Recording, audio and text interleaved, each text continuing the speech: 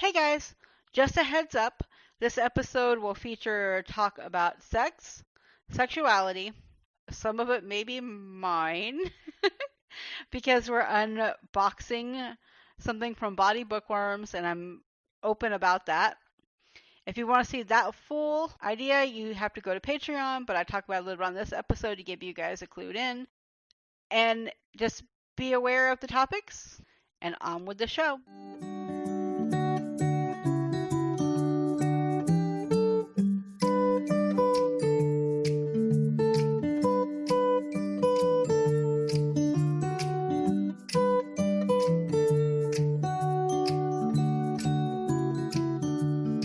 Hey guys, welcome back to Deconstructing Damsels. We have a bonus episode this week. It was actually intended to only be one item, which is the unboxing of the Bawdy Bookworms, but it turns out it's going to be two because I read a really good short, 150-ish page book by Erica Ridley, and I loved it, and I wanted to talk about it because I haven't really talked about her before, and she's one of my absolutely favorite historical authors, and I'm remiss for not talking about her more. So you get a bonus bit. I'm going to put the unboxing at the end. So first half will be Donwyn the Duke by Erica Ridley, and then the second half will be the unboxing of Bawdy Bookworms, and I can't wait. I've had it for like over a month, but I was moving, and then there was a whole lot of paperwork I had to deal with, and so I just did not have the time to be excited as I needed to be, and I wanted to be excited because it was such a bonus gift. So, first up, let's talk about a book, shall we? Oh, wait, I lied. First up, let's talk about the fact that we have 3 patrons now. First up, we have D.E. Elms, who I call Dee Dee because I love her dearly. She does an amazing job. She supported it from the beginning, and I'm so very glad to have met her and for her to become a friend. And yeah, I kind of become friends with the patrons. Sorry. Not really sorry. Sorry, not sorry. But what I love about Dee is Dee writes these fascinating horrors that I'm not a horror girl, but my husband introduced me to her work, and it's amazing. And she and her sister Jade are fantastic, and they're wonderful. And I don't think you guys realize how much that goes into that. And then of course we have Carrie Purvis, who Carrie, as we know, actually was just on the last episode when we talked about once ghosted, twice shy. And I think Carrie is fun, and she's always willing to pitch in. You know, she's actually talked to me about doing some stuff more for the pod, which is amazing. And Carrie is one of the best. And finally, we have Marlene. Yeah. I'm sorry. Part of my head wants to say the American way, and part of it wants to say the German way, and I just don't know. Okay, so relatively new patron, but awesome because there's constantly feedback, and that's what I crave for this podcast because I want to make a better product for you guys. Like, I want you guys to be excited to listen and, you know, giving me constant feedback, talking about what we want to do. I can't wait, and I can't wait to get to know her more.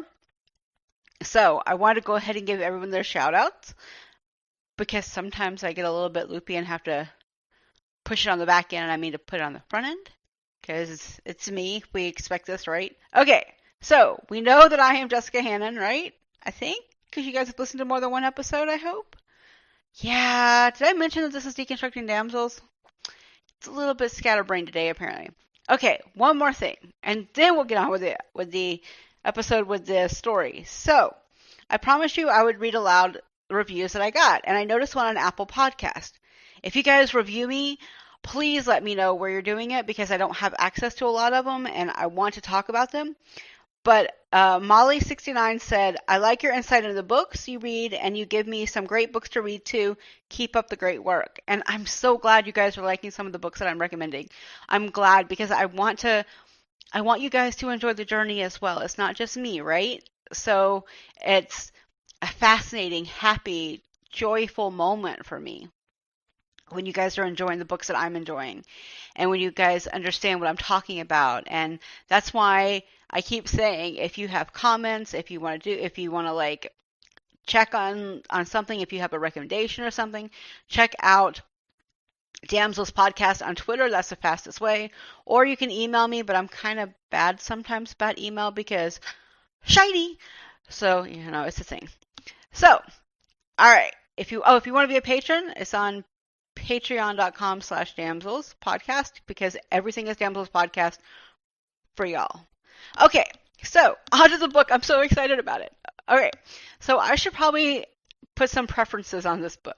So Erica Ridley was actually the author I used when I was looking for co-hosts once upon a time.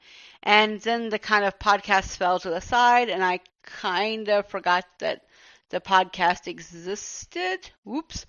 So originally I was going to have a co-host, and I was trying out different books, and I found Erica Ridley was a short enough book that we could talk about it, we could get into it, and we could enjoy it. It was just a little bit difficult with the person I was asking about it, because it was timing wise and scheduling wise, it just didn't work. But I absolutely loved her work. And the Viscount's Christmas Tempting Minx was actually the tryout short, and that was how I was introduced to Erica Ridley, because it was free on Amazon.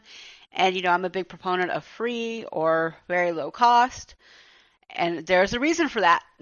It's because not everyone has a lot of money, right? And I want to make sure that everyone can enjoy what they're reading. And so, but I fell in love with Erica Ridley, and I would, pick up her books and they were on sale, and I would read this and that. I think I have like 4 or 5 books on my Kindle, which is amazing considering I don't use Kindle anymore, except for ARCs. And Dawn with the Duke was an ARC off of NetGalley.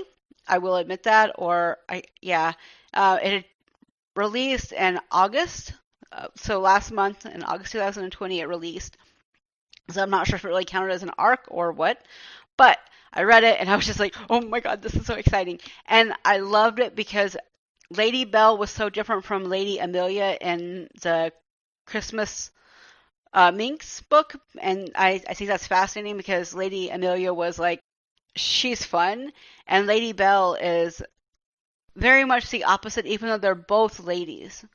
And I appreciate the fact that every woman that Ridley writes has got her own story, her own position, her own world. And I don't necessarily know if people realize that, but I totally do, and I think it's amazing.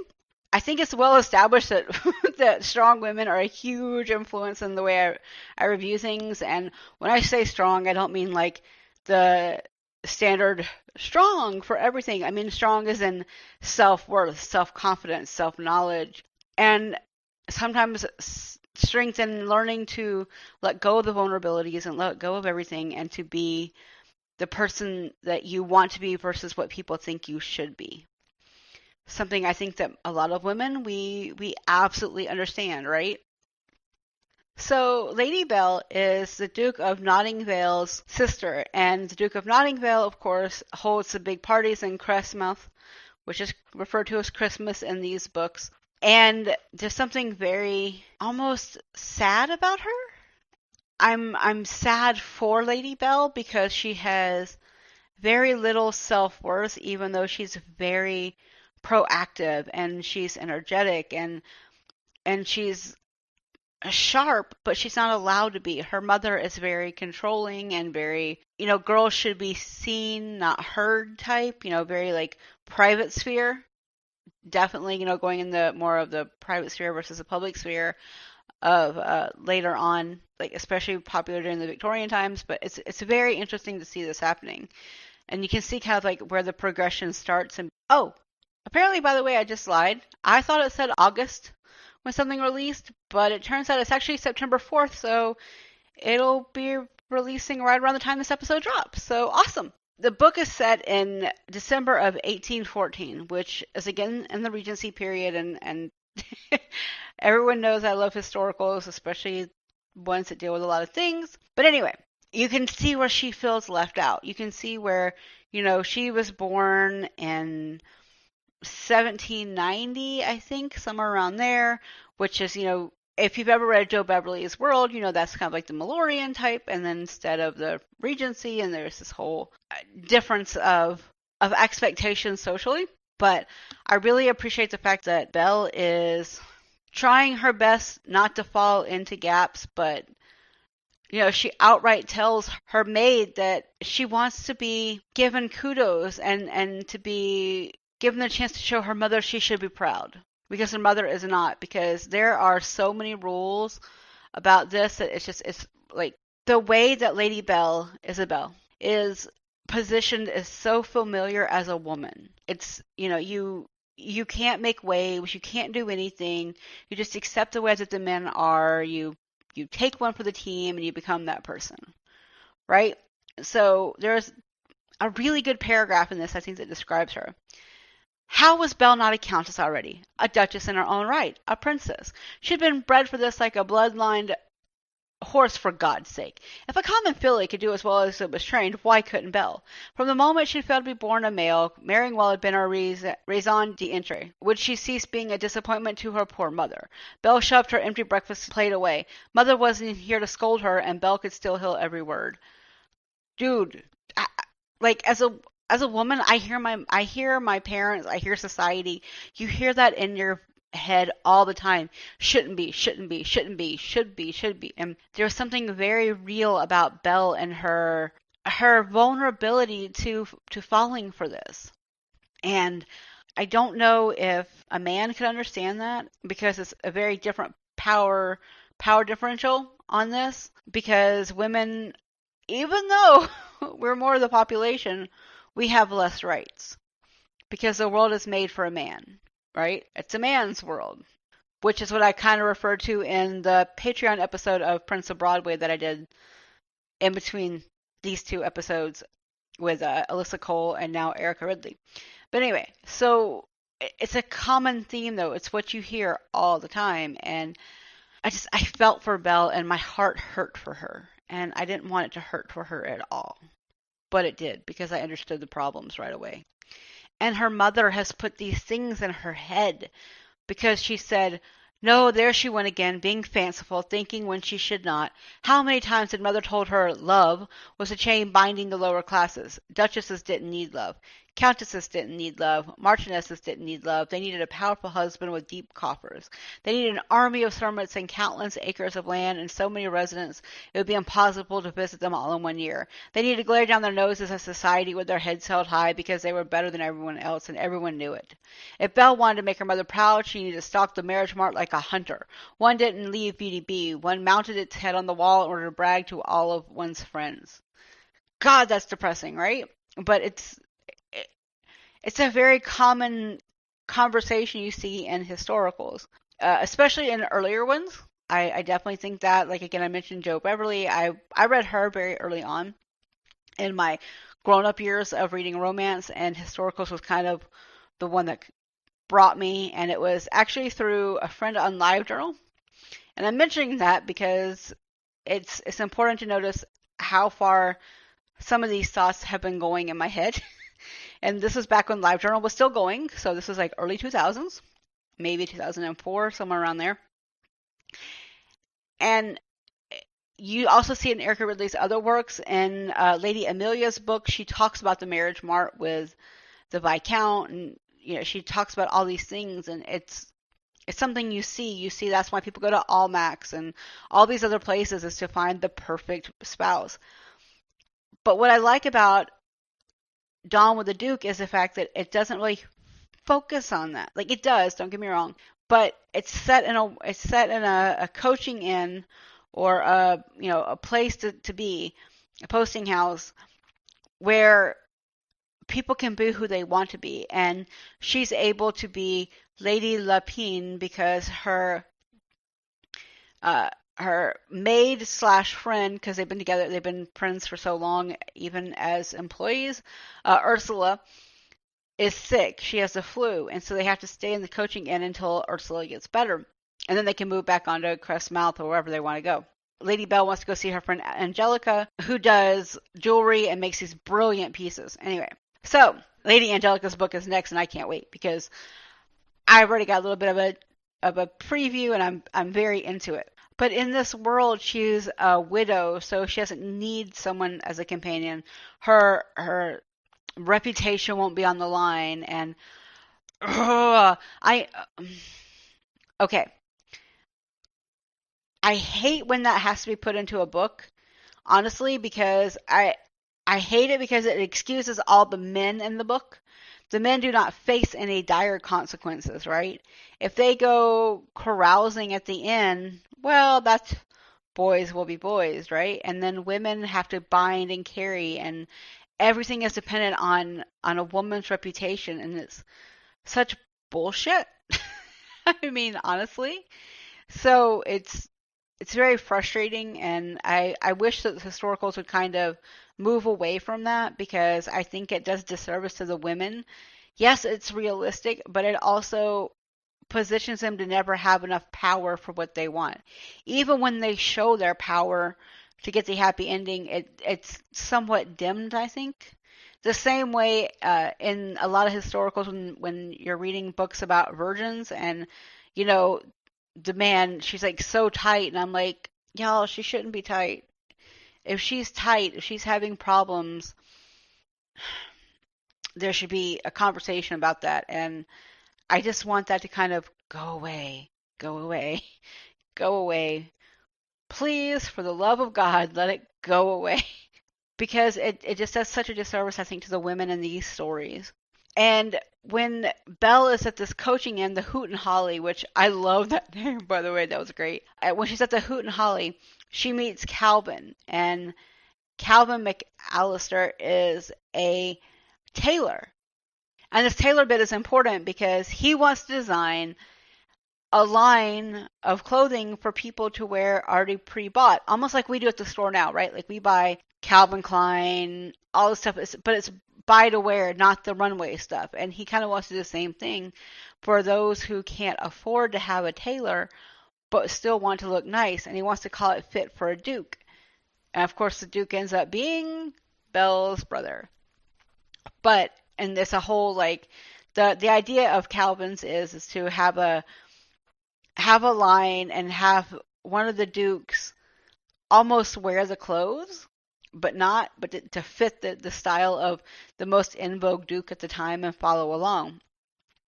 And I think it's very interesting, and I thought it was a very smart way of doing it. And it was interesting because his mother had been a dressmaker, and to all the big people, all the fine, upper class. And once she died, he no longer had any clients, because you didn't go to a male dresser for a female clothes, right? You go to a woman, because obviously a woman's going to know what a woman needs, even though he had been doing the clothes in the past. And I mention all this because he's very clearly competent, and I think that's much needed for Belle, because Belle needs someone to remind her she's good at what she does. She does watercolors, and bless it, because whatever she's doing in the watercolors, I actually wanted to see them because they sounded great. Like there were scenes, and there were, like, she was helping with the book for the stuff, and so she was doing all this, and you were just sitting here going, this sounds amazing, right? And I wanted to see her because painting was such an important part of who she was. And she had to be yet another pseudonym in order to find a place in society, because Lady Belle shouldn't have all these beautiful things, right? Like she shouldn't have these beautiful things out there as art or whatever, because that's beneath her, or she's not smart enough to do it, even though she makes really nice photographs, and well, not photographs, but artwork, almost like a snapshot, but watercolor.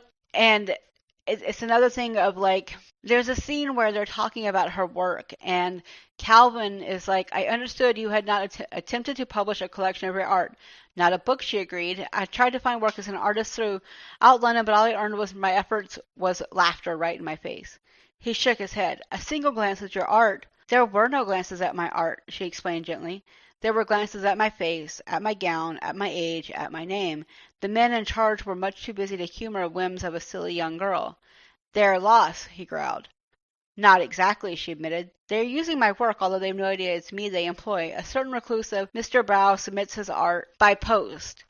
And again, there's like so much understanding in that world where, we've seen it in some of the books that I've covered before, Temptations of a Wallflower, for instance, where women's contributions are not valued and they're considered to be flights of fancy. They're not useful or anything. And I love the way that Ridley put this in here because it shows how much harder it is to try and do things. And in the case of like Angelica, her friend who is a jeweler, she's also black in what Heaving Bosoms would call England times.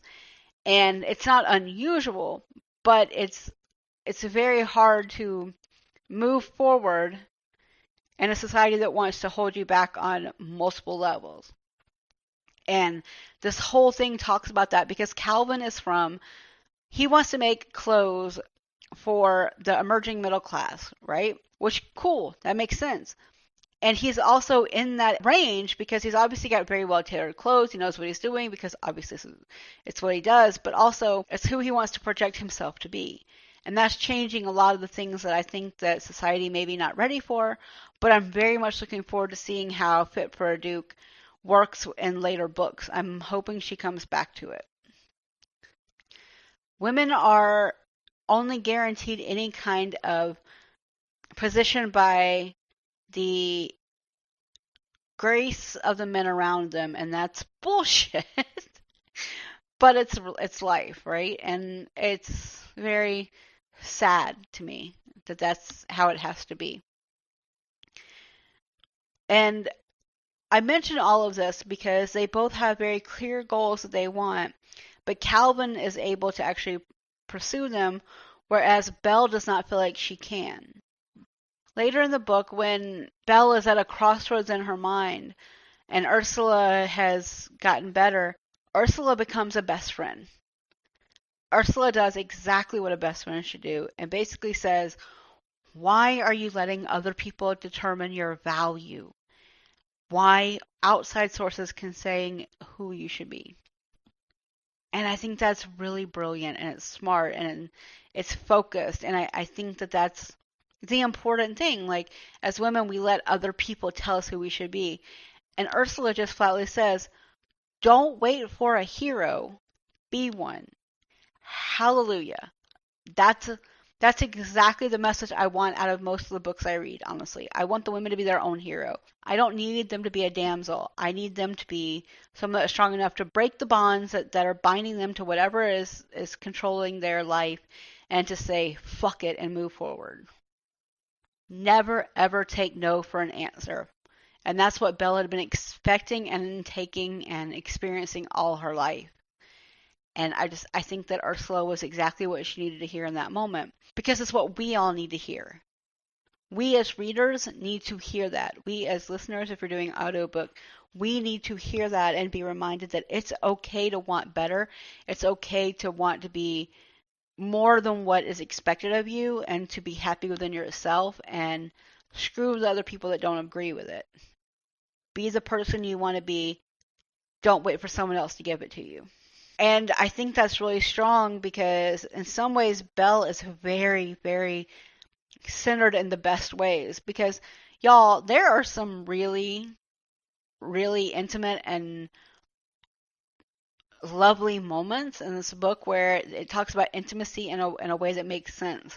Since Ursula, for instance, is no longer able to be a lady's maid for Belle to, undo her dresses and stuff like that, she ends up having to use Calvin. And she doesn't want to. She ends up, they create this contract. Anyway, it's this really cool idea. But anyway, they have this storyline where he has to unbutton her every night and button her up every morning. Because, well, she can't do it by herself because the clothes are not made for that.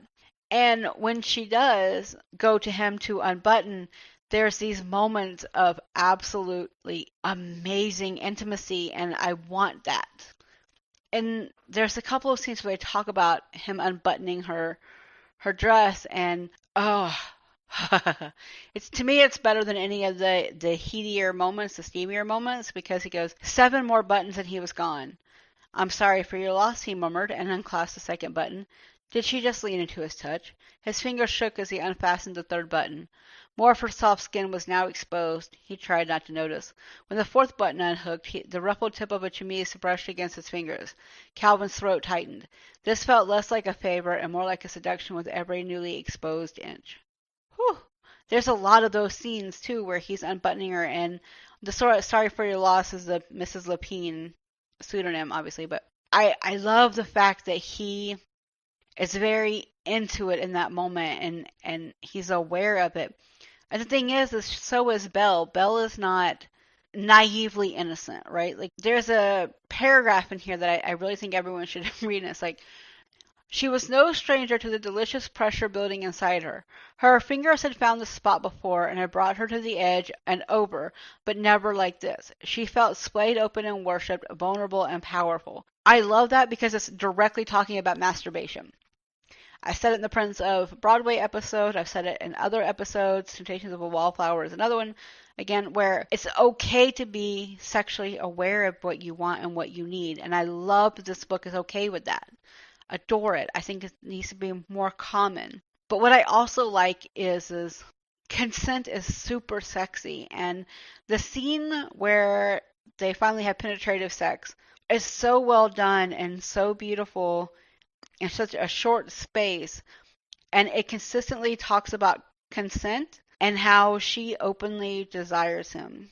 And I think that's fascinatingly important. And I'm not going to talk about the spoilers of some of the scenes because I'm really trying not to spoil the book since it's new, but I think that you should absolutely read it. Dawn with the Duke is amazing. I think that it's probably one of the books that hold the standard, but typically that's Ridley anyway. Like, she's one of my standards, and I like the time and effort she puts into the characters that she's creating, the world, but also the beauty of it. And I was very glad and lucky that I got the opportunity to read this because it was publishing in September or August, I think. I'm not sure which one, honestly, because 2 different dates, so I'm a little confused. But anyway, so I'm very happy. I'm very glad. I would totally rank this as one of the ones to read for this year. It's a good read. You want to keep moving forward. You want to know what happens. You want to know how these people connect. And I think that the way Ridley puts different levels of class together and talks about society, not just a capital S society, not, like the higher ups, upper class, but like society in general, I think it's very, very important. I think it's definitely worth a read. So totally go out and read this. I think you guys would love it. And there's a lot of really fun little moments that I think would really appeal to my listeners. So that's it for Dawn with the Duke. Next up will be Bawdy Bookworms. Hold on tight, guys. I'll be back in a second. Before I come back, listen to this promo for textual tensions. If my body will let me say it right. All right, guys. Hold on tight. Hey guys, I'm Margie. And I'm Rachel. And we are the co-hosts of Textual Tension, a love-hate relationship with romance novels. We're just 2 romantic saps who overthink and overanalyze our favorite genre of literature, the romance genre. Have you ever wondered what you would do if you went over to your significant other's place and they'd made an exact replica of your house in their apartment for you to stay in? Have you ever wondered where the doorway to Atlantis is off of the Florida coast? Have you ever wondered about maybe the science behind time travel and how you can use it to take someone's virginity? Have you ever wondered how a man who kills everyone they touch can still manage to lose their virginity? So have we. So join us every other week as we sit down and explore all of these topics and more as we unpack what just happened. Look for us wherever you find your favorite podcasts. Oh, and we discuss some pretty explicit stuff. As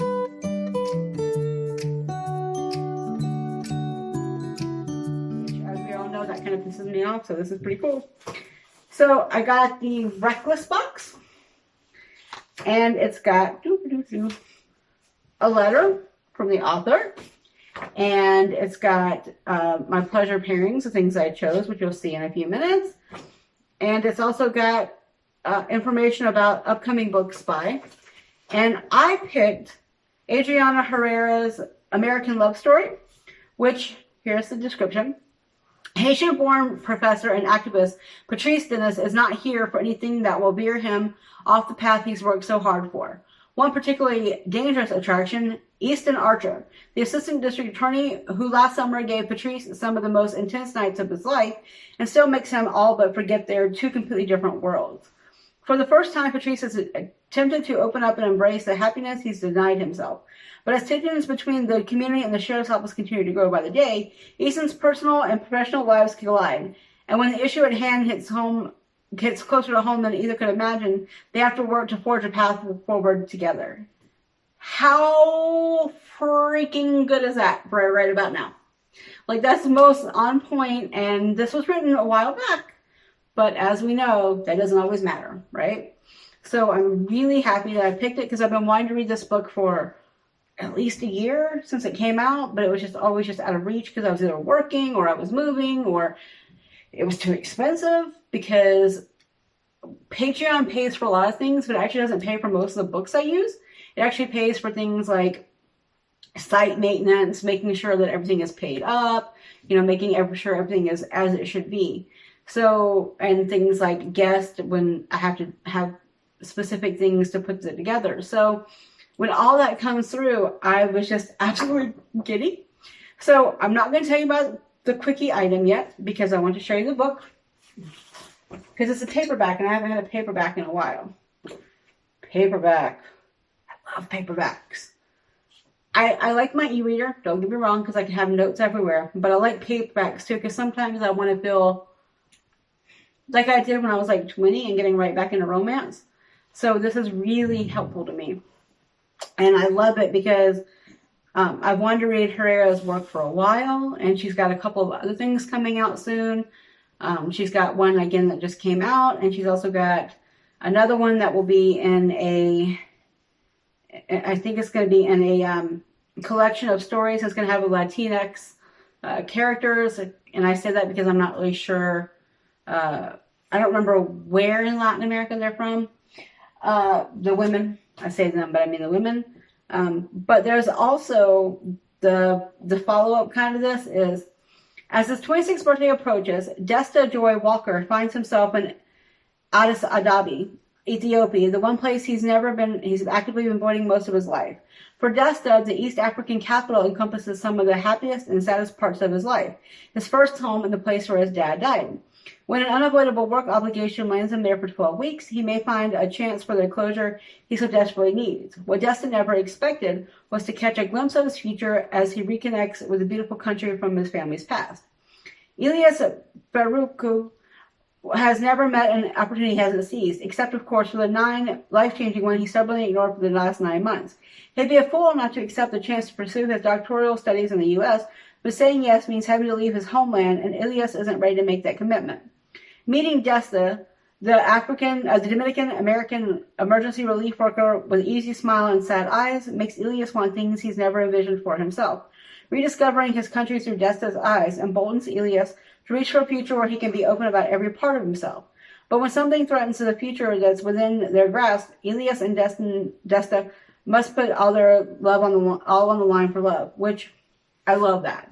I like it because Herrera writes a lot of male, and I like that because sometimes in romance land we forget to talk about that. But I really can't wait to read that one as well. There's a lot of heart in what she says. If you follow her on Twitter, she's a badass. Like, she's always on the front lines talking about things that maybe a lot of us, and I'm going to say this very plainly, the white women in the community ignore, and I appreciate being given that opportunity to learn. And I think that I'm actually going to learn a lot from American Love Story for that reason, because I can't relate on a deeper level the way that someone else can. So, all that said, time for the toy. Which, I don't know if you guys have figured out, I really enjoy these kind of things.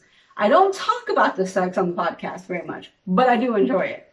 I just, it's kind of one of those things I kind of breeze through and I talk about it because the women are a little bit more important to me. But I think, sex can be really a smart enhancement of a relationship. It can bring a lot of intimacy and closeness that you sometimes don't always get, which my husband will verify because we've had conversations before. Okay, so. Okay, before we end this episode, I wanted to talk about the new logo. I wasn't sure if it was going to be premiering when I created this episode or not, so I didn't talk about it in the beginning. But in between all of this back and forth, as things happen, turns out, woohoo, it was ready. So I wanted to create a logo that was a little bit more fun, not quite as easy to make, because I made the first logo as kind of a quick fix and I never fixed it because I actually like it. I love the colors. I love the idea. I thought it was fantastic. But I wasn't happy with it after a while, so I went through Fiverr and I found someone named Reich_studio who I totally will recommend. He was really easy to work with. And I created something that was a little bit more with what I wanted. I actually have 3 logos. I have one in reserve. I have the one with the ball gown, with the red ball gown that I loved. And I also have one that's just for Patreon, and it'll come in just through Patreon. So that one is only available to people that order through Patreon. And I did all this because I felt like it was time for a change, and I like the idea of a stack of books and like the damsel standing on it, because there's this kind of ability to go up higher and higher and higher as we discuss and what we defined and what we enjoy. And I mean, obviously you love books if you're listening to this podcast, right? Right.